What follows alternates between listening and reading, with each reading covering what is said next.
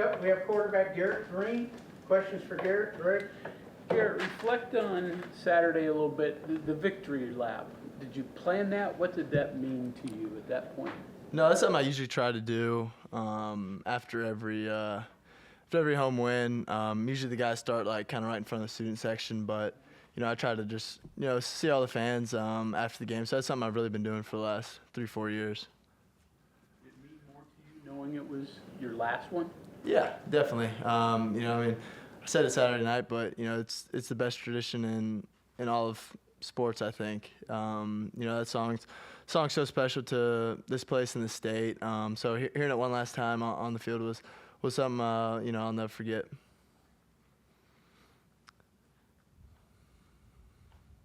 Okay, so this week, key for you is you starting to get a look at Texas Tech. What do you guys got to do? Yeah, I think we have to, first starts off with being able to run the football. I think that's the key to any week really, is to be able to run the football. And then we have to do a better job than we did Saturday night of connecting on shots downfield, and that starts with me. So tomorrow when we really go full speed and start working the game plan like routes and stuff like that, that's something that me and the wideouts will work on, is really connecting on those downfield shots. Tougher without Traylon in the lineup? Yeah, a little bit. Traylon's such a special player and such a special person, but he's been around the building, kind of helping some of the younger guys out. But then our wide receiver has done a great job really since I've been here of stepping up to the challenge. So they did that last week, and they'll do it again this week. Do you feel any pressure at all, or is there any different of a mentality going into a game against a team like Texas Tech, a 20-year-long tradition of points are going to be on the board, they're going to throw, it's going to be big on the quarterback and receiver? Maybe a little different scenario than going into UCF, where it was kind of a ground first? Not really.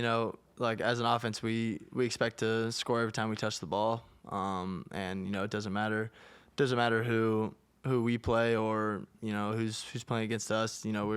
We want to score every time we touch the ball. So the mentality and stuff doesn't really change, because if we score every time we touch the ball, chances are we're gonna have a pretty clean victory. So soon after an injury, you got banged around pretty good in that game. Did it ever cross your mind, I should have played baseball or something like that? No, not at all. I'm happy with playing quarterback here. How physical was that game for you, though? It was a physical game, but it wasn't. I woke up Sunday morning, felt fine. So I've definitely had more physical games, but yeah, no, that was fine. Have you always been that physical type of a player, that quarterback? I kind of basically until my freshman year of high school, I really played like running back and receiver and stuff. Going back to McClay. So, I was kind of used to that from, really 7th grade on. If kind of body taking a beating, so it's just kind of I've adapted to. I love that line, bone or blood. I got to see one for you to be hurt. Yeah. When did that start, and kind of how long has that mentality been kind of put into you by your dad? Really since I was probably like 5 or 6. Like if any part of my body I told him was hurt, like he's got to see either blood or bone. And then he kind of modified it when I started playing football. He was like blood or bone, and then obviously your head, because you can't really see that. So he modified it whenever I got into football. But for my whole life it was just blood or bone. What does that how does that build you? How did just that one line, how did that build you into the kind of the player and the athlete that you are? Yeah, I think a lot of it goes back to growing up in a locker room with my dad. There were a lot of really special talents that always were hurt, and that's why they didn't get the call up or the big contract. So like the best ability is availability. So you have to be able, and you have to be willing to kind of play through some minor things. Like I bet you if you ask everybody on the team, their bodies haven't felt 100% since they got in college. Because you're either sore from lifting or sore from the game. So I think it's just a mentality. You still have to go out and do your job no matter how you feel. Garrett, at times people talk about it being kind of challenging for quarterback going into Texas Tech just because of the win factor there.